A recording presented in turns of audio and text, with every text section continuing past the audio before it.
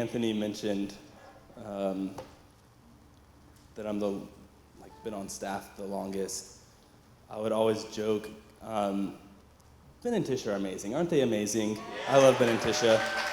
They stepped out and they actually hired me before they hired themselves for Bethesda. Wow. And so I was the staff of Bethesda. So staff meeting was myself. I would always just, when he mentioned that, I was like, oh yes. The early days. It's been a really fun journey here. Okay, so still getting used to the bright lights, guys. I'm sorry. It's a little like, whoa. Jesus is so good. We're going to start off with a pop quiz. Y'all ready for a pop quiz?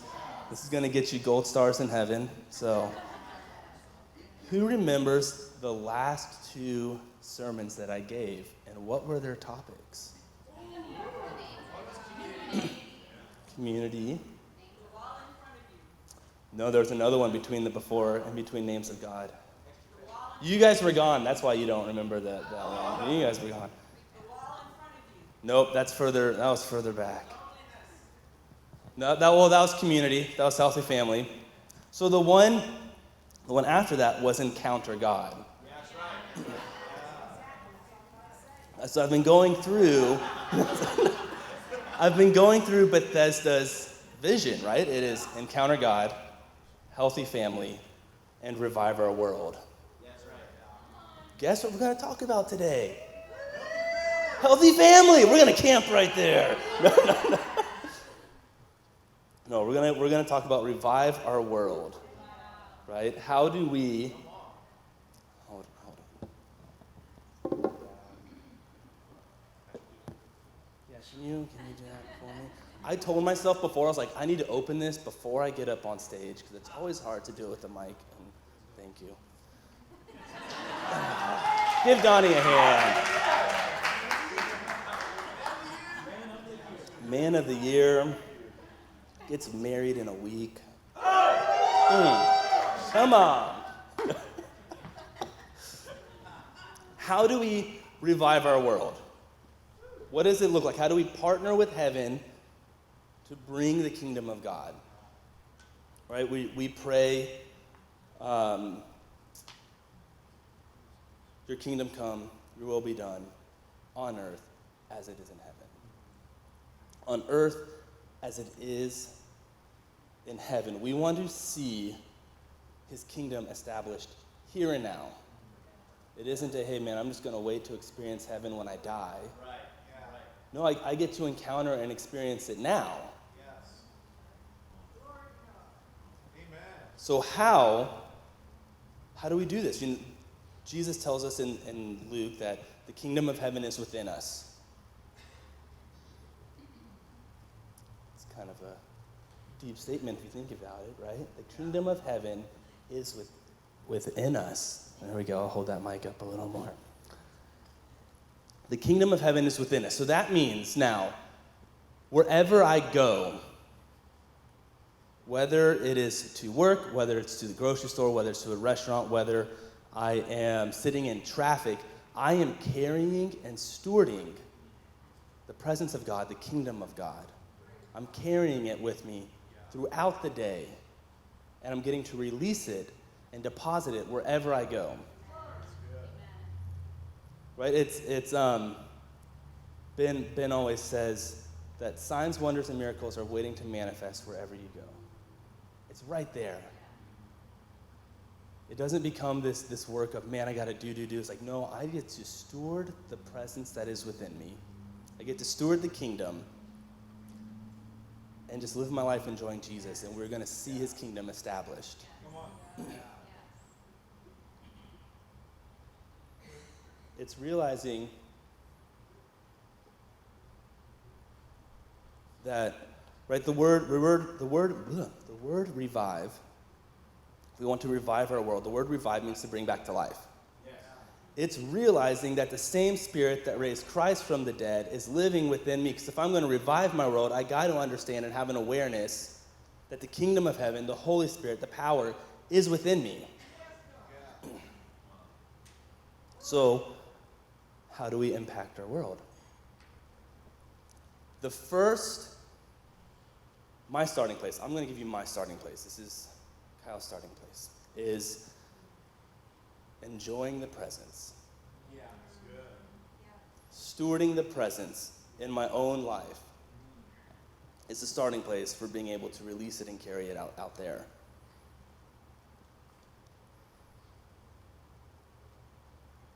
One of my constant prayers in life, and has been for years, is, Lord, increase my awareness of your presence. I stopped praying for, God, I want more of you. I need more of your presence. Lord, rend the heavens. No, his broken body rended the heavens. I am in perfect union with him because of what he's done. There isn't lack. He's given me every spiritual blessing. Galatians 2:20 tells me that I have been co-crucified with Christ. It is no longer I who live, but Christ who lives in me. There is no separation. Separation is an illusion. So increase my awareness. His fullness is here right now, within me, around me. He is the creator of the universe. He is all and in all. He withholds everything together. If you were to remove him from the equation, we would cease to exist. He's here. Right now, are we aware of him? Are we aware of his presence? You look at one of my personal heroes, and I mention him a lot throughout my time here, is Brother Lawrence. Brother Lawrence wrote a little book called Practicing the Presence. He was this monk that was actually not convinced that he was saved. And so he said, well, I might as well spend as much time with the Lord right now because I don't know where I'm going to end up. And so he practiced stewarding the presence to the point he wouldn't go it would be like, yeah, I'm supposed to go to the market. I'm not going to do that until I'm aware of his presence. I'm not going to do any of my daily chores unless I'm aware of his presence. And it got to the point that he was so enamored and lost in the presence of Jesus while doing his chores, right? He was functional and drunk at the same time. Doesn't mean that you can't be fully aware of his presence and you're just, well, if I'm going to be that, then I'm just going to have to be a puddle on the floor all the time. No, you can function and enjoy the glory at the same time. It is possible. I am standing on stage right now. And I am proof. It got to the point that people would travel from all over to watch him do the dishes, to watch him garden. Nobody has come travel to watch me do the dishes. If you want to, you're welcome to come to my house and watch me do the dishes. But I'm like, I don't know if I'm there yet. You know, I don't know if people are like, man, I gotta go get to Kyle's house. He's getting ready to vacuum. And I gotta see the glory that he is gonna be encountering as he vacuums. Right? It's just like, oh man, these people. A more like recent one that I think of is Heidi Baker. Heidi Baker, I had the privilege of, my years at BSSM, she would come regularly and she would speak. And I remember in second year, she was speaking to us and she was talking about how nothing is more important than the presence. And how she literally will start off her days with, she wakes up and she has hundreds of texts and emails and missed calls and voicemails, and it's just like her day is jam-packed from start to finish. And she knows if I start off my day, I have to start in the presence. And so she'll spend time in worship and in prayer and in the Word, and everything on her list gets done. And on the days where she doesn't, where she feels too much like, no, I just gotta go, she wouldn't be able to check everything off. It would become too chaotic. And she was actually preaching like, don't just feel like you gotta move on to the next thing. Like, just enjoy the presence where you're at. Don't feel like you have to rush and go, which is so much of our culture today, right? It's just, let's go, let's get this done, let's go. But learning how to steward the presence in those moments, she actually gets rushed off because she had to go pray for people over on the main campus at Bethel. And so we're just lost in worship. We continue worshiping, and all of a sudden, like 10 minutes later, she comes back and she's like, I didn't do what I just preached. she's like, the presence is here, and I rushed off to go to another meeting. I wasn't supposed to do that. So it was to minister to the kids workers. Like, so we're bringing the kids workers here, and we're all going to minister to them. And it was just this display of like, no, wait, like I'm aware of his presence right now. I'm not going to let this moment pass me by right now. We're going to sit here, and we're going to steward it, and we're going to engage with what Jesus is doing. So, if we want to revive our world, it would help to have an awareness of his presence. It'd be kind of hard not to. Sometimes it's the simplest things. You're like, oh yeah, that's it right there.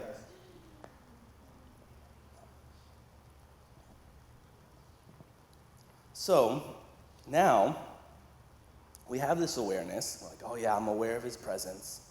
It's with me wherever I go. The kingdom of heaven is within me. What do I do?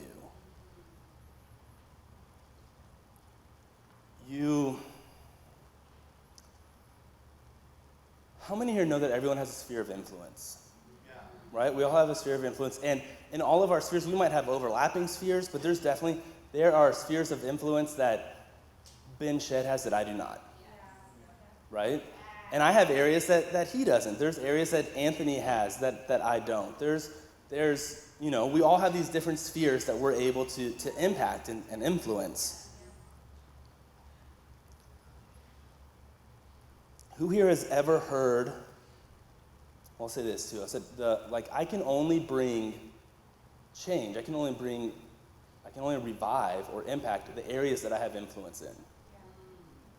If I don't have influence, me coming in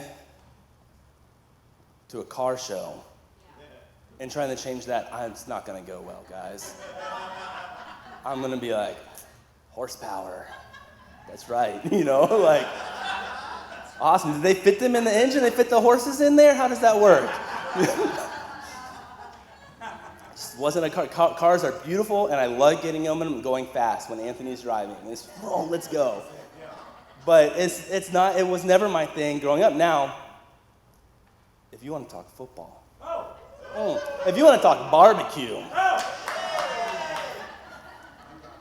the burnt offerings for the Lord, I am there.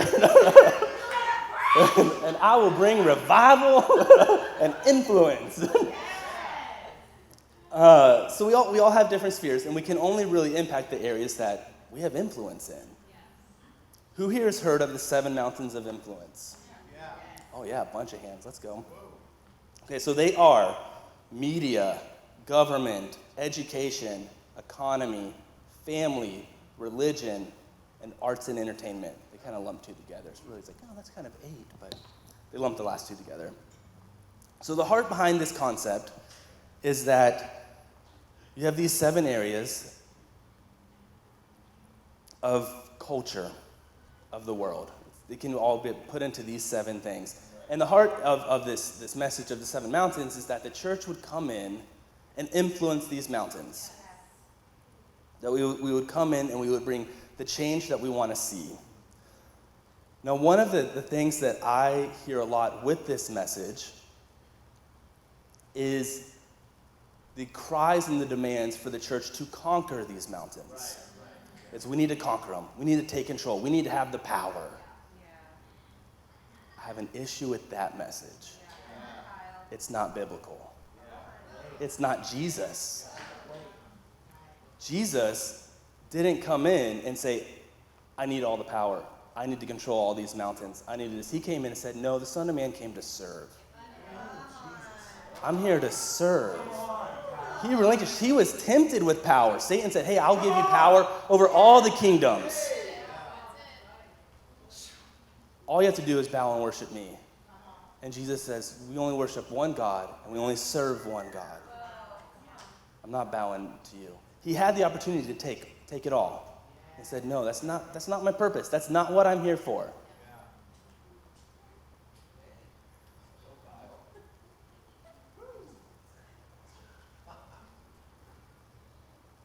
He came to serve. In Mark 10, Jesus says, so Jesus called them and said to them, you know that among the Gentiles, those whom they recognize as their rulers lord over them, and their great ones are tyrants over them. But it is not so among you. Instead, whoever wishes to become great among you must be your servant, and whoever wishes to be the first among you must be a slave of all. For the Son of Man came not to be served, but to serve, and to give his life as ransom for many. In the Passion, in this, it says, you are to lead by a different model. If you want to be the greatest one, then live as one called to serve others. You see, your sphere of influence is your sphere of service. What? I'm going to say that again. Your sphere of influence is your sphere of service. Where are you serving? What did you come to say, you know what? I'm willing to lay down my life for this mountain right here. Wow. Let's go, Kyle. Jesus. Count it. Wow. You want to revive the world, you got to serve it. Get involved.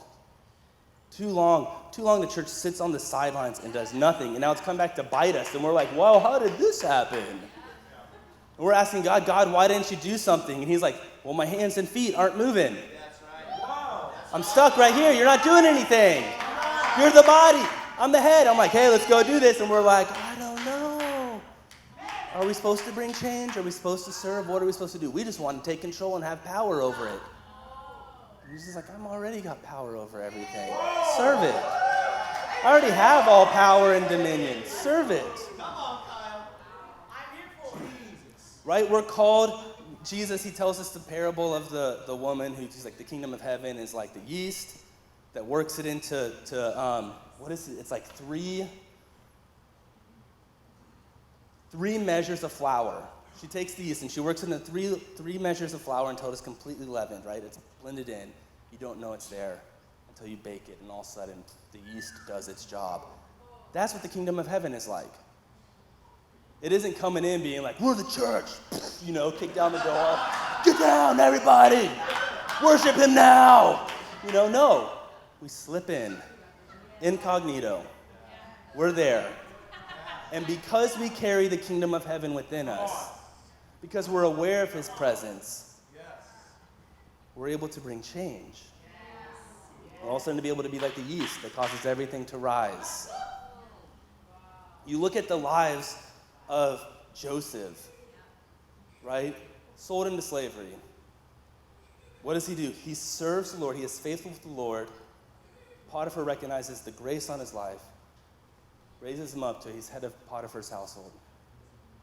Right? He gets thrown in prison. The warden, the jailer, recognizes the grace on his life, raises him up. When's the last time you heard of a prisoner running a prison? Right. That's right. He did it. The prisoner was in charge of the prison. He kept everyone in line and kept everything in order and how it was supposed to be. And then he gets raised up to the right hand to Pharaoh, and he's able to save not just Egypt, but all the nations were coming to Egypt for resources because they stewarded it, because Joseph interpreted the dream and knew what was going to happen and was able to say, okay, nope, we're prepping, right? We got some preppers in here. We're prepping.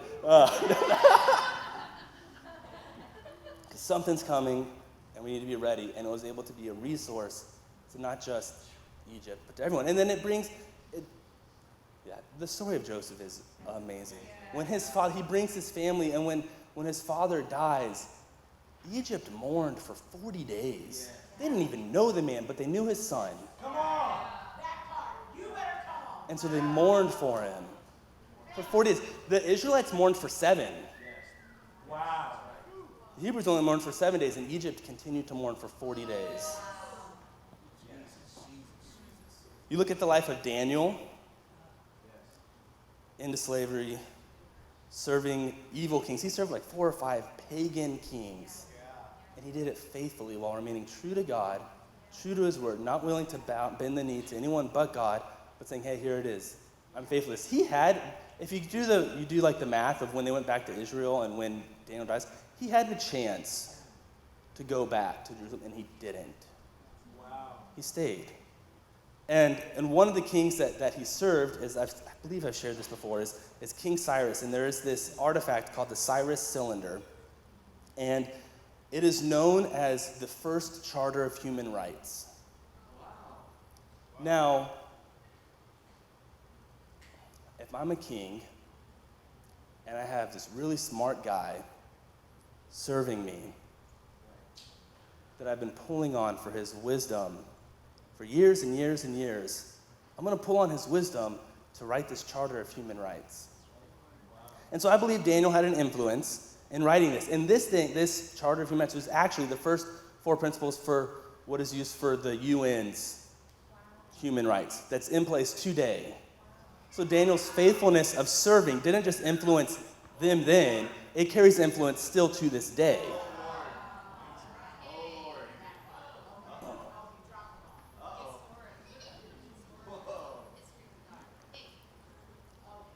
And now I want to tear down one lie today. That to bring revival, you have to be in ministry. Well, I have a heart for revival. I want to see revival, but I gotta be in ministry. I gotta have a job. I got words for you. Majority of Christians don't work for a church. How many in here work for a church? Majority of Christians don't work for a church. It's like the front row, like 1 or 2 other hands. It goes up. It's just the reality is we don't. But we were able then to minister to our sphere of influence. We minister to our church. To minister means to meet the needs of someone, right? And we first and always, our first ministry is to God. We worship him, we love him, we adore him, we stay in communion with him.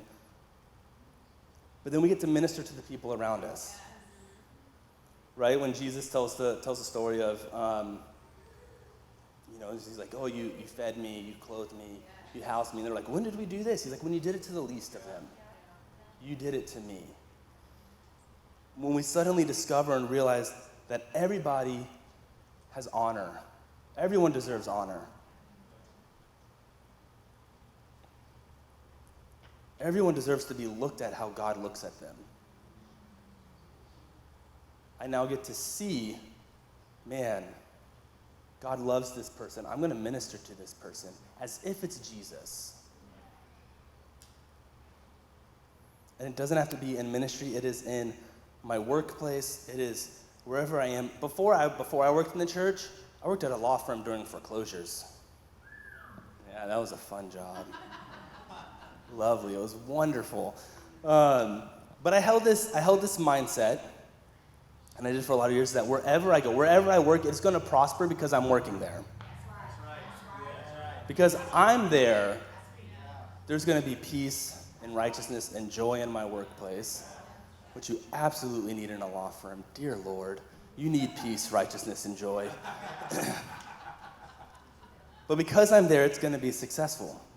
Because of who I represent, because of who I carry, because of the kingdom that is within me.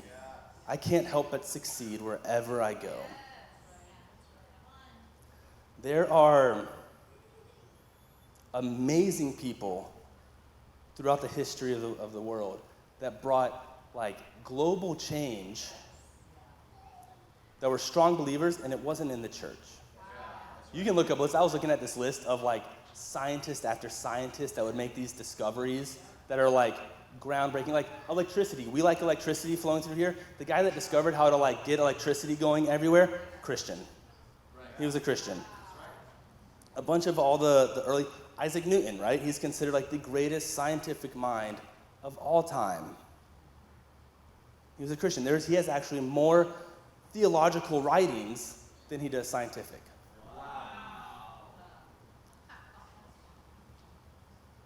You have William Wilberforce, abolished slavery in the UK, politician, loved the Lord. We have Florence Nightingale, who actually said, she has in this letter where she says, the Lord called her in the morning and asked, what good would you do for me? What would you do for me even if you don't get a reputation? Will you do good? Will you do good works for me even if you're not reputable? Nobody knows who you are. Will you do it? And so she became a nurse. And she worked in the, what war was it? There was a war that she was in that she took at the age of 32 or something. She took 38 women to the front lines because people were dying of disease and all this kind of stuff. And she took these women there, and they changed all the sanitation and everything to make clean. And she saved lives because of it. And then she goes and eventually starts the first official nursing school that's partnered with a hospital. Christian woman. We have R.G. Lachreneau. I have no idea if I say his name right. But he had already experienced success in the earth moving business. He wanted to see change. He was a strong believer, wanted to see basically revival, see souls saved. So he went to his pastor and said, I need to switch now. I need to work for the church. And the pastor's response was, well, God needs businessmen too. So he stayed working in business. He ended up 70% of the earth digging and moving machines that was needed for World War II, he created and built with his company to send over. He also tithed 90% of his income. What? That's a goal right there. I'm like, I want to tithe 90% of my income. You have a guy named John Wanamaker. He's known as the father of modern advertising. He created the first, department store. He's the one that created putting retail price tags on stuff because he wanted people to know that you can trust what the price is going to be. Wow. He also, super strong, he was known as an evangelist. He had, in his offices, they had a room that was a prayer room designated for prayer. He would hand out flyers to people trying to get them saved. He also was before it became standard practice, he would do employee benefits. Wow. He got everyone to go to his he had an institute that he would train people in.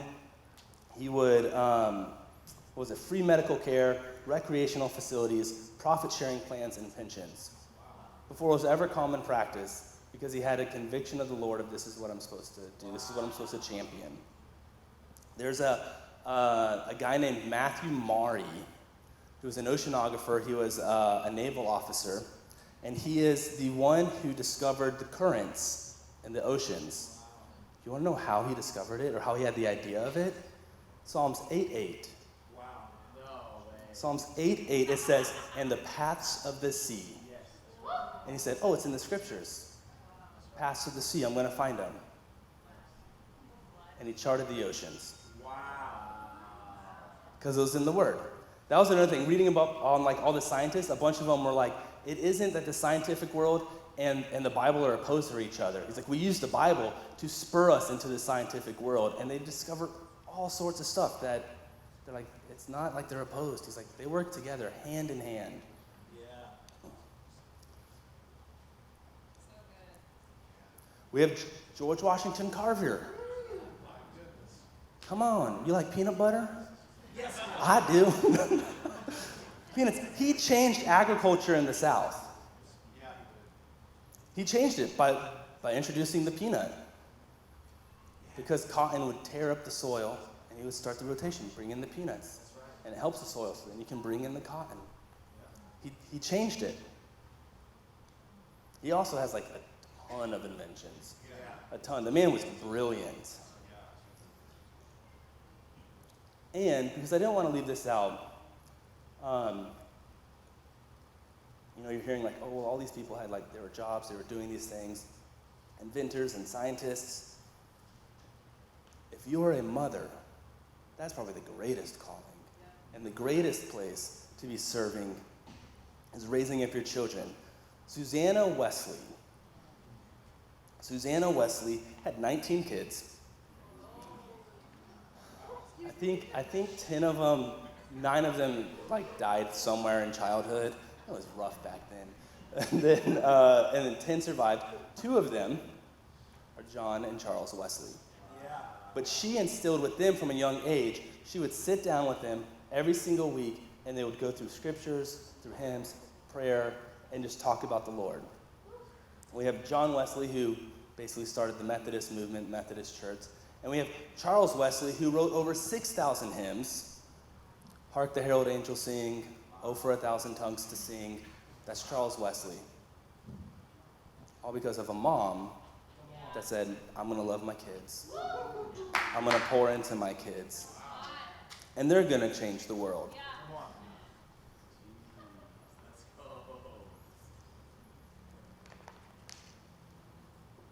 Right? The list goes on and on and on. So don't discount. Don't think, oh, because I'm not in ministry, I'm not able to revive my world. Wow. Of those 7 mountains, only one of them was religion. Right. So what? One of them, we need to be in all of them. We need to be serving all of them. We need to come in low and serve all of them. When I said come in low, I'm gonna rabbit trail right now, but it's funny, so stick with me, okay? All right. So I was in a conversation yesterday, and we were talking about just like in marriage and communication and relationships and competitions, and what said is like, come in low, and I go, yeah, so you can sweep the legs. Which then all I picture is Napoleon Dynamite, being like,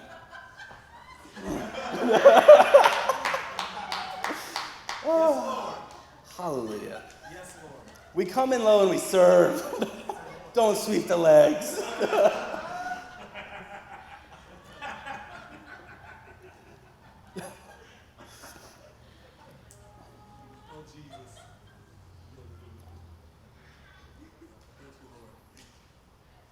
Right, when we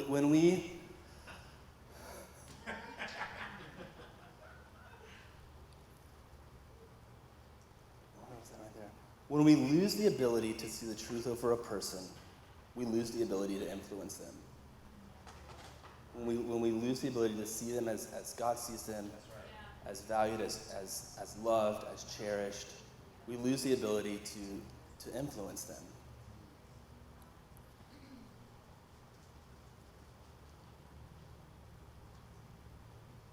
Reviving our world, seeing change in Vancouver and in Portland isn't going to happen unless we're able to go in and serve. Yeah. Not scream as loud as we can and yell and cause division. It's no, I'm going to come in and I'm going to serve. How can we help you? Yeah. How can we serve? One of the beautiful things that Bethel did for years, because the city doesn't always like Bethel. The businesses there don't always like Bethel. Because sometimes students do stupid things. But they, it's okay. I was there, I did, yeah. They came in and they would continually ask the city, how can we serve? What can we do to serve the city of Redding, California? And the city would be like, well, we need people to clean up parks. Okay, we'll do it. Wow. And they would go in and they would clean up. Well, we need people to do this. Okay, we'll do it. Like the jobs that, no one wants to do that. And they're like, we'll do it. We'll serve. Is that what you need? And to the point where now they've created influence within the city to be a place, to be a resource, because they're willing to come in and serve. So if we want to bring change, if we want to bring revival to our city, we need to serve our city, serve our influence.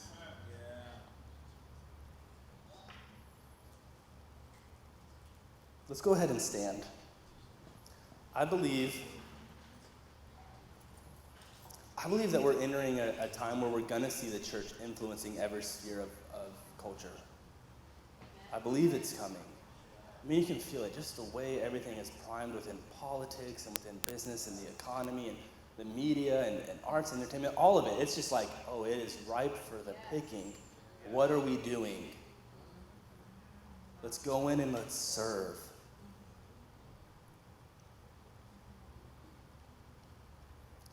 Let's pray. Jesus, thank you that you are the servant of all. Thank you that you have entrusted us to carry your kingdom wherever we go. Lord, would you increase our awareness of your presence and of your kingdom throughout every aspect of our day? Would you give us the grace and the wisdom and the discernment to know when to go low? Would you create the connections that we need as your people to expand your kingdom? And may we faithfully honor and serve the spheres of influence that you have entrusted to us so that we can influence the world with your kingdom. In Jesus' name, amen.